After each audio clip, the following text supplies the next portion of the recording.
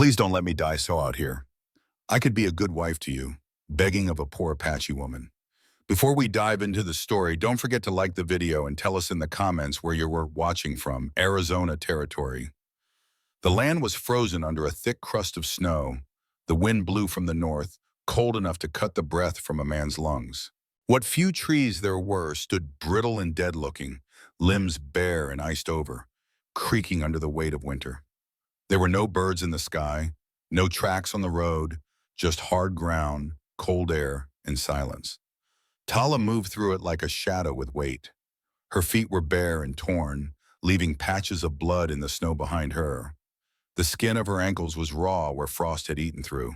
Her beige dress, thin cotton made for desert heat, not mountain cold, hung off her in rags. One shoulder strap had snapped.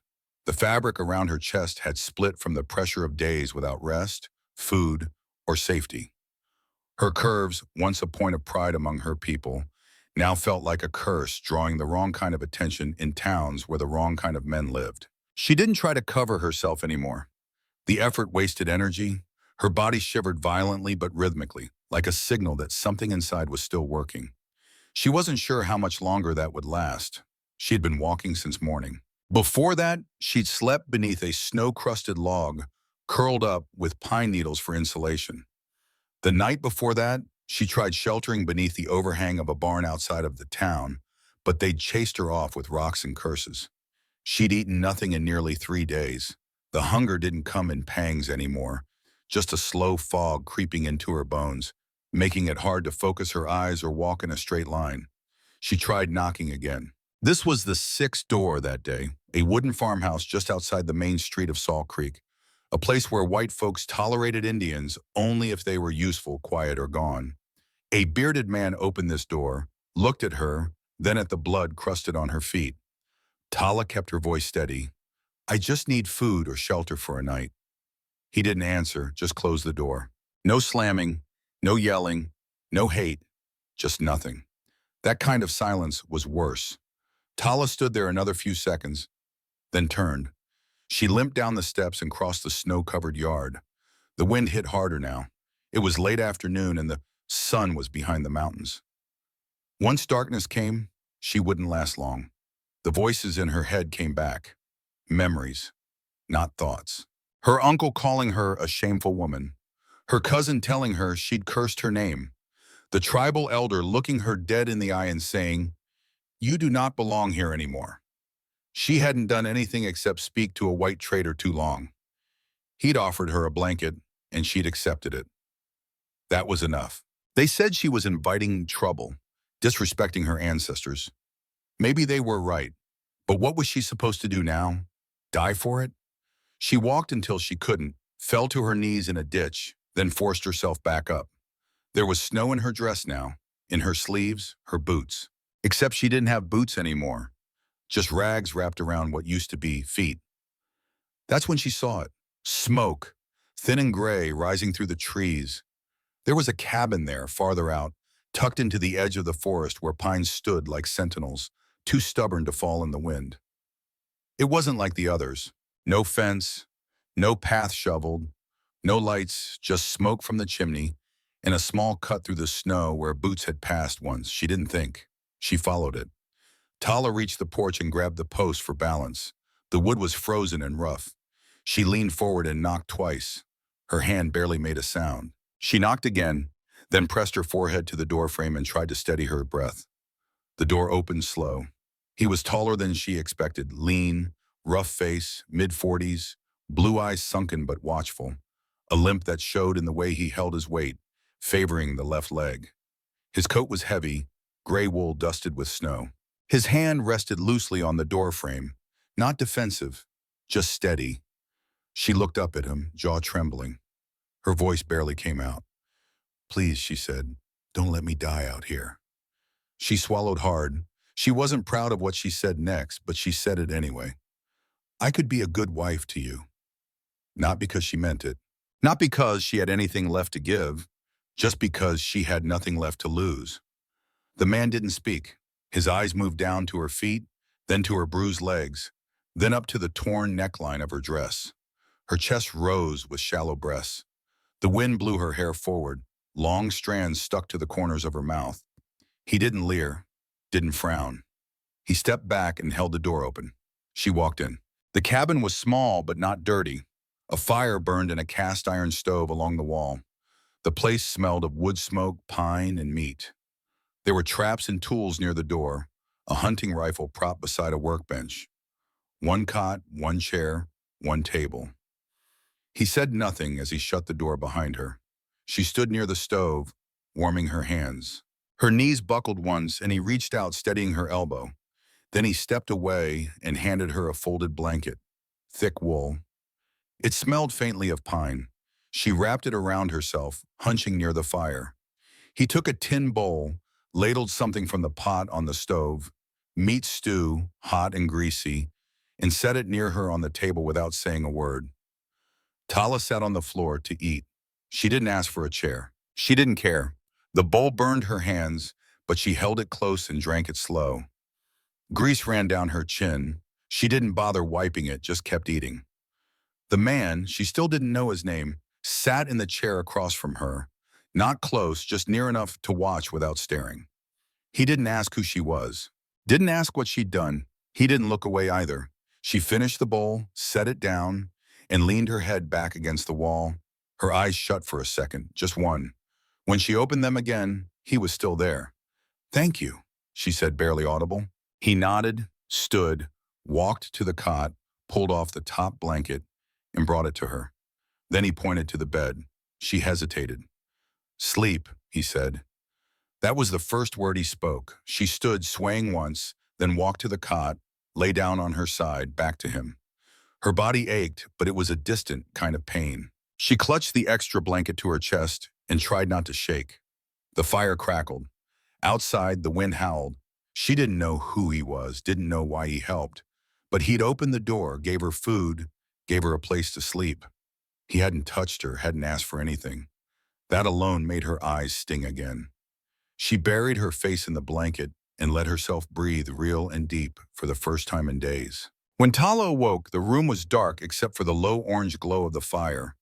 The air still carried a dry heat, but the outside cold pressed against the walls like a slow-moving animal. Present, steady, dangerous if ignored. She shifted beneath the blanket, body sore but warmer than it had been in days. Her back ached, her feet throbbed, her lips were split at the corners, and her stomach turned slightly from the heavy stew. Still, it was the best she'd felt in weeks. She sat up slowly, brushing her hair back from her face. It had dried stiff with sweat. The wool blanket fell down her chest, and instinctively she pulled it back up, glancing around the dim room. Calder Ridge sat in the chair by the stove, half-shadowed. His head tilted back, chin against his chest, asleep or close to it. His coat was still on, boots too, rifle resting within reach. He hadn't left. He hadn't come near her either. She studied his face quietly. The lines there looked like they'd been carved, not grown. His jaw was strong but covered in rough stubble, eyes sunken from years of squinting against sun and smoke. He looked like someone who'd never asked for much and now expected even less. The limp made sense. His right leg stretched out straighter than the other, stiff. His whole posture told her he didn't sleep deeply, maybe never did. Tala's thoughts ran slow but clear. He could have taken from her. She had offered herself out of fear, hunger, shame, and he could have said yes. But he hadn't. He hadn't even asked her name. That bothered her in a way she didn't understand yet. She pulled her knees in under the blanket and rubbed at the soles of her feet. The pain shot up her legs, split skin, frostbite setting in on the toes. Her hand trembled as she unwrapped the bloody cloth from one foot. She bit her lip to stay quiet. She didn't want to wake him, but he stirred anyway. His eyes opened part way and locked on her. He didn't move, didn't speak, just watched. She held his gaze for a moment, then looked down again, continuing to clean her feet with the edge of the blanket. Blood smeared on the wool. She hissed under her breath. He stood, slow and stiff, and walked past her to the small shelf near the stove. From a wooden box, he took out a tin of salve and a roll of linen. He crouched beside her without a word. Tala tensed. She didn't move, but her hands clenched in her lap. Won't hurt you, he said, voice low and gravel rough from disuse. She nodded once, not looking at him. He set the supplies beside her. You do it then, he added, then stood back up. It took her a second to realize what he was doing, giving her the option, the control. He wasn't going to touch her unless she allowed it. She looked up at him. His face gave nothing away. He just went back to his chair, sat down again, and poured something into a tin cup. It smelled strong, probably whiskey. He drank once, then set it on the table beside him and reached for a carving knife and a block of wood. Tala took the salve and slowly began applying it to her feet, wincing as she went. Her fingers worked with purpose now. She felt something calm starting to settle in her chest. Not trust, not yet, but something close to relief. When she finished, she looked back at him. You live here alone? She asked, voice rasping from sleep. He nodded once. You got a name? She asked. He paused. Called her. She waited. Just called her. Ridge. She nodded. Tala. He didn't respond, but his eyes flicked to her for half a second. That was enough. She lay back on the cot again and let the warmth of the stove lull her. Her thoughts drifted. She didn't ask why he was out here or what he'd done before. She could guess, the limp, the rifle, the way he didn't blink at pain, all signs of someone who'd seen too much and didn't want to talk about it. But there were still questions. Why hadn't he turned her away like the others? What did he see in her? A half-frozen woman in a torn dress, bruised and dirty, offering herself for a roof? And why did she feel safer here with a stranger than she ever had with her own people? The fire popped. Calder didn't flinch. He ran the carving knife along the block of wood again, shaping something small and curved. He wasn't carving a weapon or a trap part. It looked like a comb. Tala watched him. Her eyes began to sting again. She rolled on her side facing the wall, the blanket pulled tight under her chin. She didn't cry, but her throat ached with the weight of everything she hadn't said aloud in weeks. For the first time, the silence in the room didn't feel like punishment. It felt like something else, like space to breathe.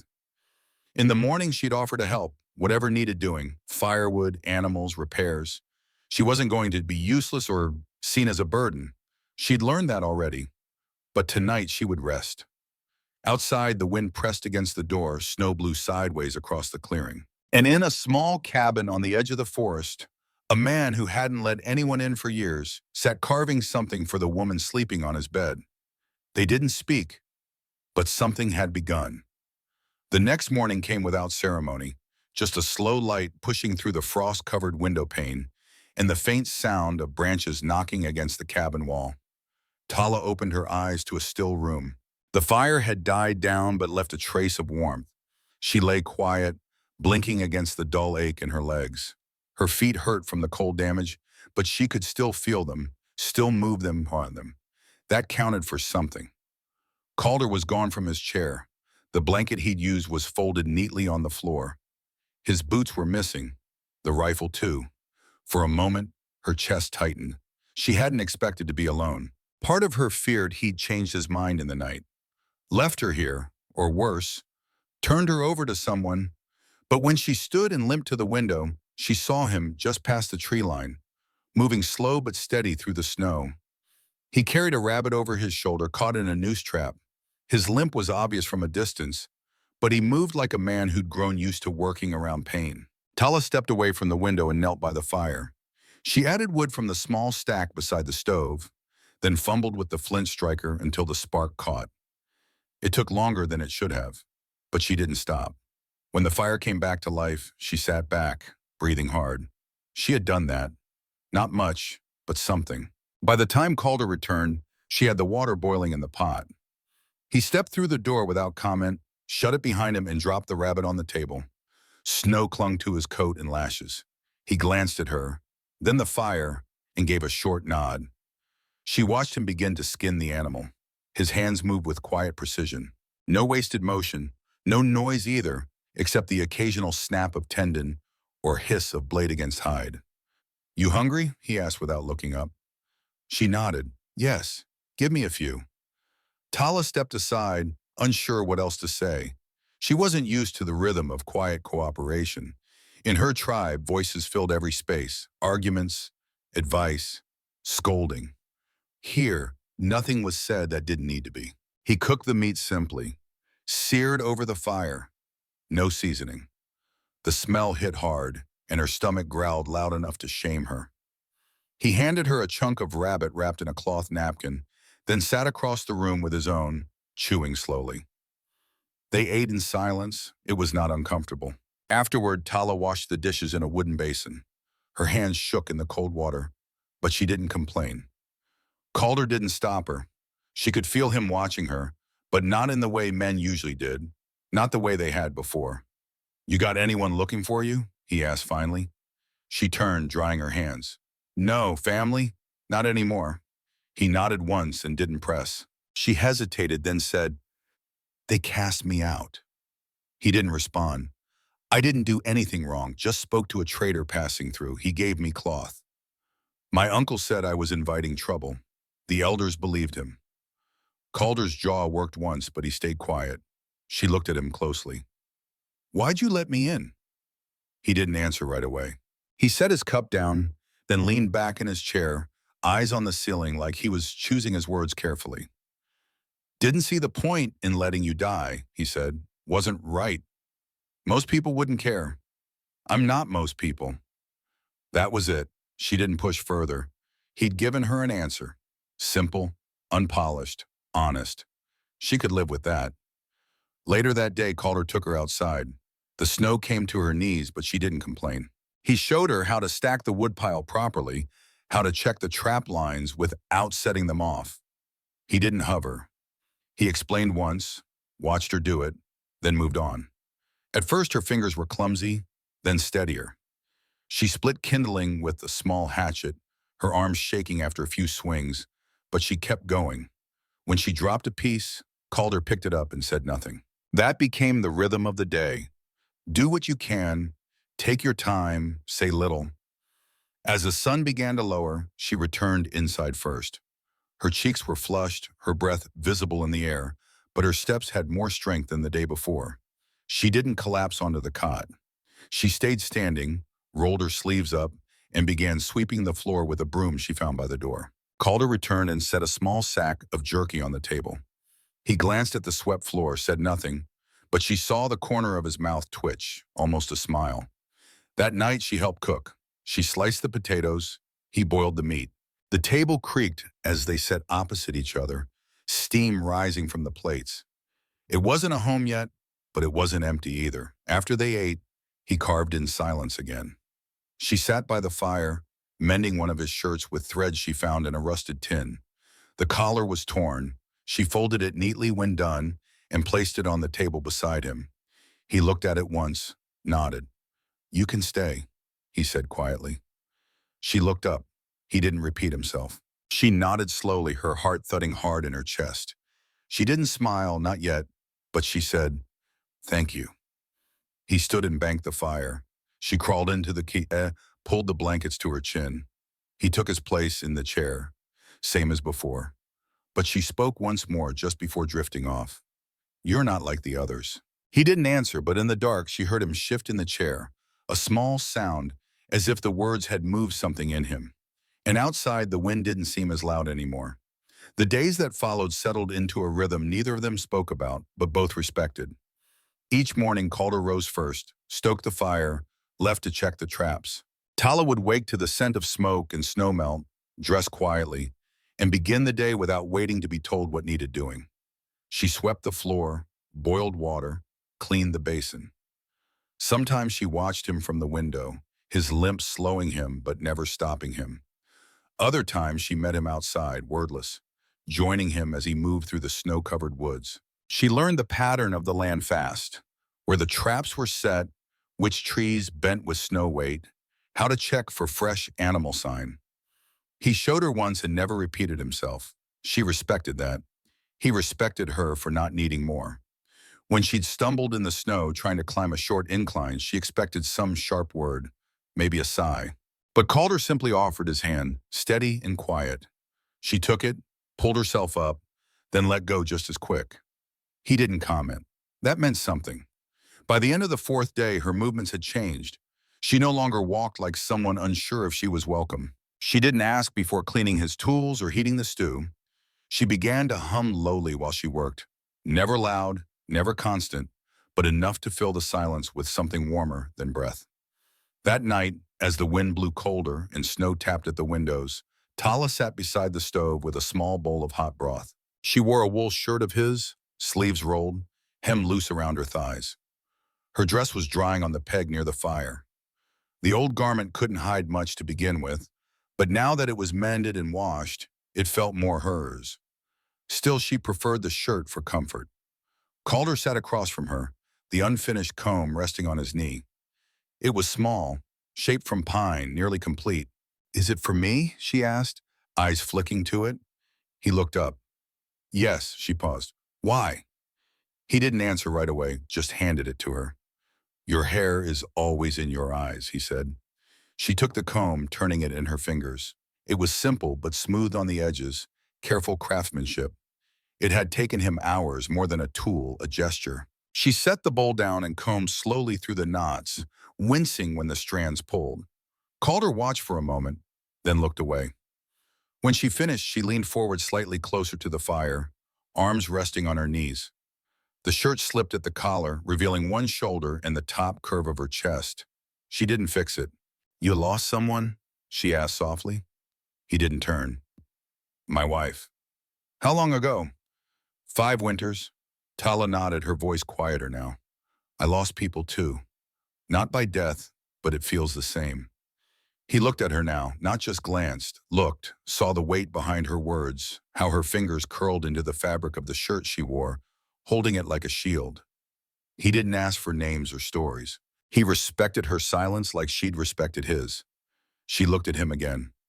"Do you miss her?" He didn't blink. "Every day." Tala's throat tightened. She lowered her eyes. "I'm not trying to take her place," she said. "I know." There was a long pause. She spoke again. "But I don't want to leave either." "You don't have to." Something shifted then, a quiet that wasn't empty, a silence with weight. Tala stood and walked to the cot, but instead of lying down, she turned back toward him. "Will you sit beside me?" He didn't move for a few seconds. Then he rose slowly, his right leg stiff, and crossed the room. He sat at the edge of the key, hands resting on his knees. She sat beside him, not touching, just close enough to feel the warmth of his body. Her voice was low. "You could have had me the first night. I offered myself. You didn't take it." "I don't want someone afraid," he said, "and I don't want payment." She turned her head. Her eyes searched his face for any sign of pretense. There was none. Just truth worn into every wrinkle, every scar. She reached out slowly and placed her hand on his. His knuckles were rough, cold. He didn't move. Then quietly she leaned in. Her lips brushed his, tentative, soft, not desperate, just honest. She pulled back after a second, testing, waiting to see if he'd recoil or retreat. He didn't. Their eyes held, the fire crackled behind them. Then he kissed her back. It wasn't rushed, wasn't heavy, just still, deep, steady. She leaned her forehead against his, her breath caught. "I feel safe here," she whispered. "You are." She lay down then, and he rose, stepping back to the chair. But she reached out, took his hand, and held it for a moment before letting go. That night, the fire burned steady. Neither of them said another word, but they both slept without waking. The snow let up on the 6th day. The sky turned pale blue behind a thick layer of clouds, and the wind calmed enough that Tala could walk outside without her body tensing from the cold. She stood near the woodpile, sleeves pushed to her elbows, splitting kindling with a steady rhythm. Her feet, still tender, were wrapped and tucked into an old pair of Calder's wool-lined boots. They were too big, but warm. She didn't complain. Inside, Calder was mending the broken hinge on the trap door leading to the root cellar. He worked in silence, his limp making each trip to the shed slower, but never sloppy. He kept tools in good order, always wiped the blades, always checked the edge. There was something calming about the way he did things. Nothing rushed, nothing wasted. Tala had begun to learn that about him. He moved like a man who knew everything could be taken from you, so you made each small task count. That afternoon, they worked side by side in the clearing. She helped stack traps.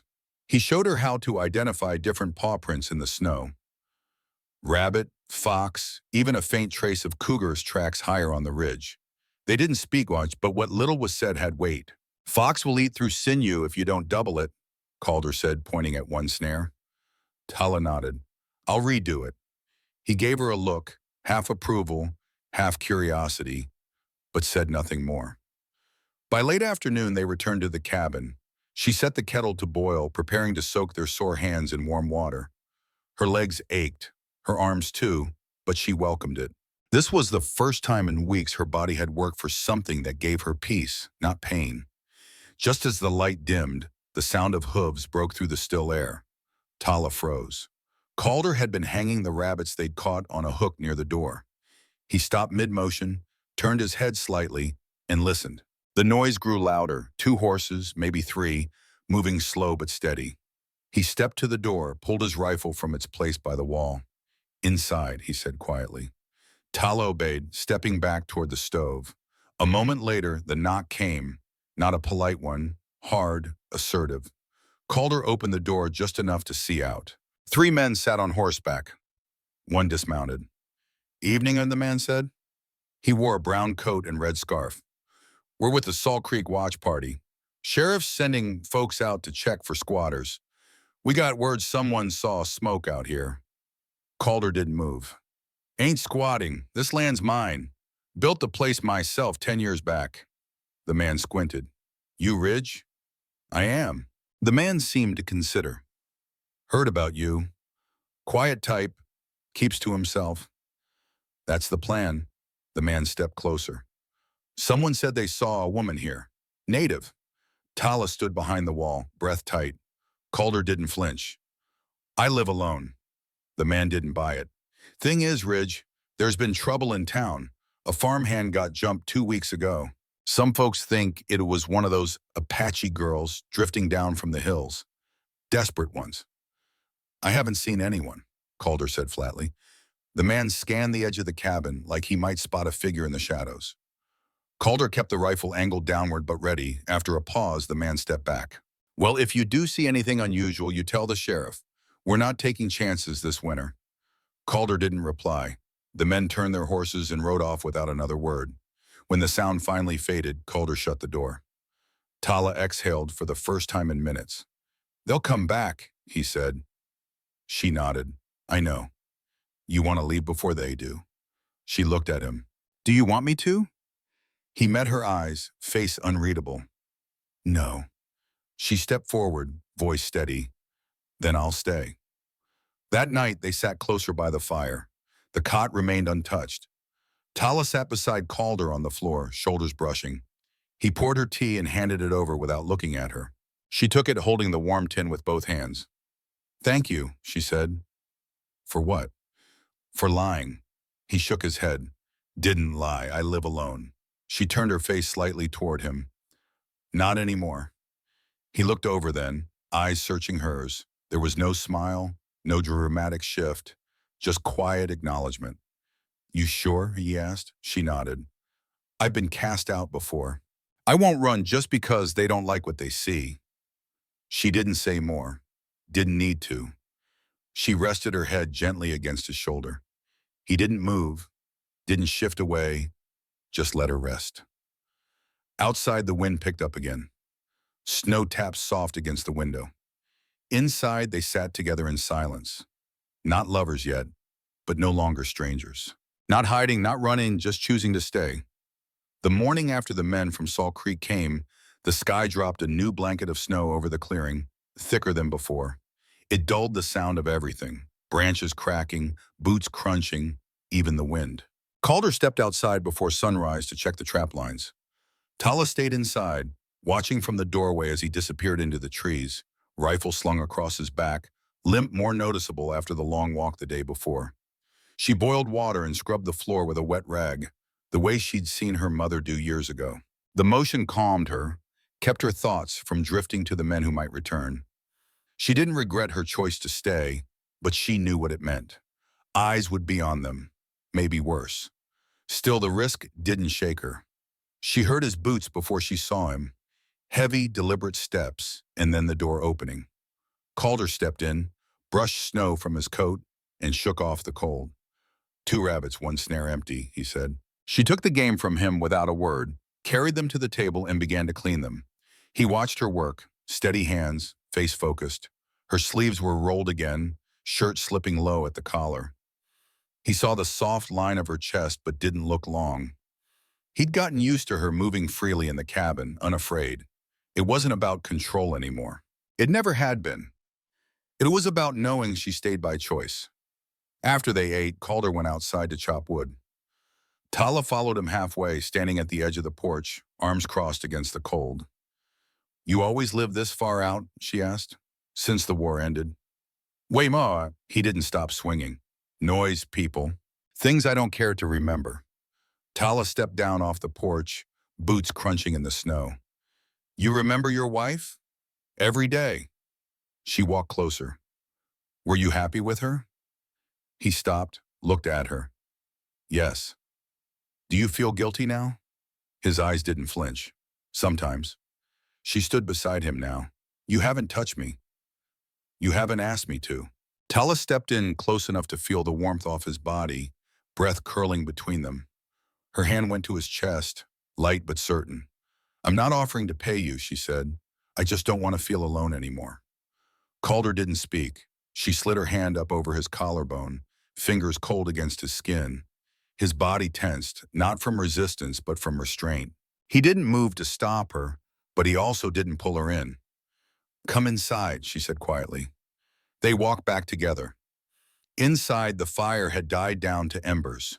She stoked it until flame returned, then sat near the heat, motioning for him to join her. He did. Slowly, he lowered himself beside her with a quiet grunt, his right leg stiff. Tala turned toward him. She placed her hand on his thigh, gently waited. He didn't move. "You don't have to be afraid of hurting me," she said. "You haven't. Not once." Calder looked at her, eyes tired, mouth hard but softening. She reached for his hand, brought it to her waist. He let it rest there. Then slowly he moved closer. One hand cupped her cheek, callous thumb brushing along her jawline. She leaned in first. Their kiss was slow, careful, his mouth pressed against hers like he wasn't sure he deserved it. She let him feel her warmth, her breath, her choice. His hand moved down, resting on her hip, then pulled her gently closer. She climbed into his lap without speaking, settling in against his chest. The shirt she wore shifted as she moved, fabric falling lower across her collarbone. Her curves pressed into him, her thighs straddling his. He didn't rush. He waited for her to lead. She did. They undressed slowly, without ceremony. There were no words, just glances, hands, breath. The touch was honest, clumsy in places, tender in others. He moved like a man who hadn't known another body in years. She guided him with quiet patience. When it happened, it wasn't fast, wasn't rough. It was real. Afterwards, she lay across his chest, both of them beneath a heavy wool blanket near the fire. Her hand traced the old scar on his ribs. He didn't speak, neither did she, but they stayed close. That night, Tala didn't return to the cot, and Calder didn't sleep in the chair. They stayed in the bed, limbs tangled, bodies warm. No promises were made. None needed to be. The trust had already been built, brick by brick, task by task, word by word. They were no longer two people surviving alone. They were surviving together. The snow began to melt by the end of the second week. The air held less bite in the mornings, and the drifts around the base of the cabin shrank down to patches of icy slush. Birds began to return, faint chirps heard through the trees. The land, still frozen in places, seemed to breathe again. Inside the cabin, the change was quieter but just as certain. Tala and Calder moved around each other like they'd done it for years. She no longer asked what needed doing. She just did it. He no longer questioned her space. He simply shared it. She wore his shirt most days. Her dress hung near the window, still patched, still clean. He stopped sleeping in the chair entirely. Each night they curled together on the cot, her head tucked beneath his jaw, his hand resting low on her back. There were no declarations, no grand talk of the future. Just survival, closeness, and the unspoken fact that neither wanted to be anywhere else. But things don't stay untouched out here for long. It happened just after midday. Calder had gone out to split wood. Tala was inside mending a pair of his trousers when she heard the hoofbeats again, closer this time, slower. She stood, heart climbing in her throat. Through the window she saw a single rider, not one of the men from the watch party. This one rode differently, like he belonged to no group. Brown duster, slouched hat, shotgun hanging from his saddle. He wasn't from Salt Creek. She knew that right away. The man rode up to the porch and dismounted without knocking. He looked around the cabin, then back at the trees. Tala opened the door slowly. "Can I help you?" The man looked at her, eyes narrowing. "You Calder Ridge's woman?" She didn't answer. "Where is he?" Calder stepped out of the trees then, axe over one shoulder. He saw the man, saw Tala on the porch, and moved faster than his limp usually allowed. "That's far enough," Calder called out, setting the axe down and placing his hand on the revolver holstered under his coat. The man raised both palms. "Easy now. I ain't here to cause trouble." Calder came closer, stepping between the man and Tala. "You're standing on my land. You got a reason for being here? Say it." The man glanced at Tala again. "Heard rumors. Apache woman hiding out up here. Figured I'd see it for myself." Tala's body stiffened. She didn't speak. "You're not from Salt Creek," Calder said. "No, I ride with someone else, a trader named Holly. Used to know your wife." Calder's face didn't move, but Tala felt the shift in him. "What do you want?" Calder asked again. "Truth is, we passed a group of men heading towards Salt Creek. One of them talked too loud. Said there's talk in town about rounding up the wild girls hiding in the hills. Thought maybe you ought to know." "Why would you care?" The man shrugged. "I don't, but I owed your wife a debt long time back. Never paid it. Maybe this evens the scale." He tipped his hat to Tala. "Ma'am." Then he mounted back up and rode off. They watched him disappear into the trees. Silence followed. Tala turned to Calder. "What did he mean rounding up?" Calder looked at her. "Sometimes when people get scared, they want someone to blame. You're easy to blame." She nodded. "So what happens now?" "We prepare." That evening they sat at the table. She sharpened his knife while he cleaned the rifle. Her movements were tight, focused. "Do you think they'll come?" she asked. Calder didn't look up. "If they do, I won't let them take you." Her voice was steady. "They'll say you're hiding me, that you're with me." "I am with you." It was the first time he'd said it out loud. She looked across the table at him. "You're not afraid." "I've lived alone a long time, Tala, but I don't want to live that way anymore." She stood and walked around the table, sat beside him, their shoulders touched. "You said you lost everything once," she said. "So did I. Maybe that means we've got nothing left to lose." He turned his head slightly, looking at her. "No," he said. "It means we've finally got something to protect." That night they didn't speak much, but before bed Calder checked the rifle again and set it within reach. Tala placed kindling in the stove, locked the door, and folded their clothes together before slipping under the blanket with him. They held each other longer than usual. No one knocked that night, but both of them slept with one ear open. The sun hadn't yet climbed over the tree line when the pino started barking from the valley below. Calder stood at the window, eyes narrowed, one hand resting on the rifle by the door. Tala was already lacing her boots, face calm but pale. She hadn't spoken much since the rider's warning the day before. She didn't have to. They both knew what was coming. Outside, snow cracked under the weight of approaching horses, 4 men. One carried a red scarf, the same man from the watch party. Another wore a sheriff's badge, though the town of Salt Creek hadn't had a real sheriff in 2 years. 2 others followed with rifles resting across their saddle horns, too relaxed to be there for talk. Tala stood by the stove, quiet, composed, her long, dark hair tied back. She wore Calder's spare coat over her dress, one hand tucked into her pocket. Her body was tense, but her eyes were steady. She had made peace with whatever would come. Calder stepped out onto the porch before they could reach for the door. "You're not welcome here," he said flatly. The man in the red scarf dismounted first. He smiled without warmth. "You harboring an Apache girl, Ridge? No one here you need to talk to but me." The man motioned to the others. We'll take a look around. You won't. The man with the badge stepped forward. This isn't a request. We've had complaints. Folks say you're hiding someone wanted for questioning. By who? Calder asked.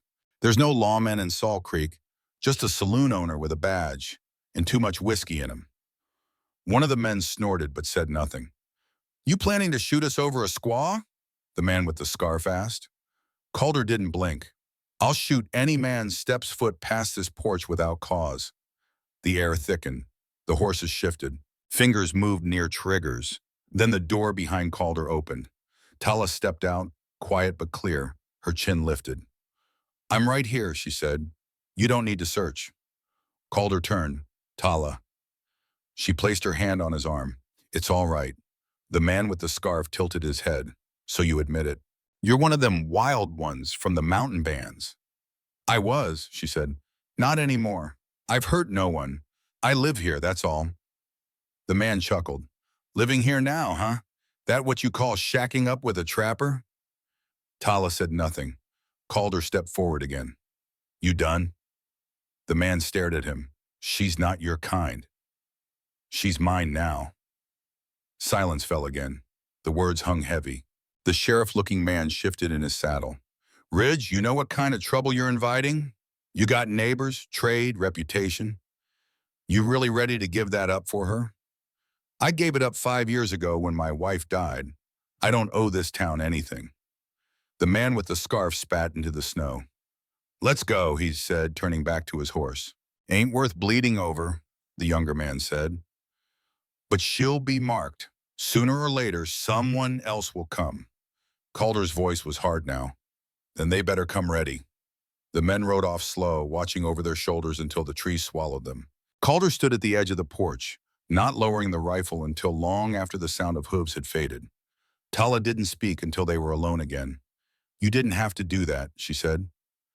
He looked at her. I know. You could have told them I was gone. I won't ever do that. She nodded once and turned to go back inside. He followed her, closing the door behind them. Inside, she took off the coat, hung it by the fire, then turned toward him. She stepped into his arms without asking. You said I'm yours, she said against his chest. I meant it. She pulled back just enough to look him in the eyes. Then I'm yours and you're mine. He didn't answer with words. He pulled her in and kissed her. Later, they lay together in the quiet again, but this time something had changed. It wasn't just trust now. It was protection, commitment, a shared stand. Tala rested her head against his shoulder, fingers laced through his. You think they'll come back? Probably. And if they do, we face it together. That night, as snow fell soft outside, they made love again. Slower, deeper, no longer born of loneliness or survival, but of choice. Afterward, Calder brushed the hair from her face and studied her. What? She whispered. You're still here. She nodded. I'll stay until you tell me not to. He shook his head once. That won't ever happen. Spring came late that year. The snow melted slow, exposing patches of dead grass and black mud beneath the pines. Rivers swelled with runoff, and the air turned damp and cold in the mornings, warm by midday. Birds returned in full, so did the noise of life.